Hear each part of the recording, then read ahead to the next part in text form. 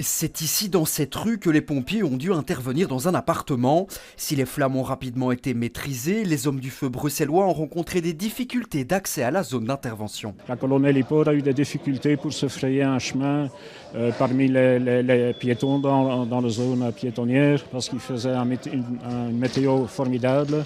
À cela s'ajoute évidemment l'étroitesse de la rue, les terrasses et auvents présents en nombre dans le quartier.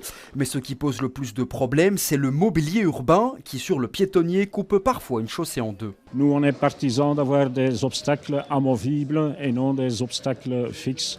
Et aussi de faire respecter la zone piétonne par des contrôles et des verbalisations et pas par des aménagements de la chaussée.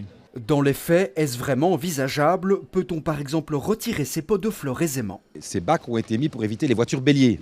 Alors c'est aussi cela, hein. Je vous rappelle qu'il y avait eu des gros attentats, notamment au marché de Noël de Berlin, souvenez-vous, avec beaucoup de morts, à Nice, où il y a eu aussi beaucoup de morts. Donc il y a tout ça qui est pensé, c'est l'équilibre nécessaire entre la sécurité et la convivialité de la ville. Avec le retour du beau temps et la levée des mesures sanitaires, la fréquentation du centre est de plus en plus importante. La ville de Bruxelles se dit victime de son succès, mais planche sur une solution pour mieux gérer le flux de personnes.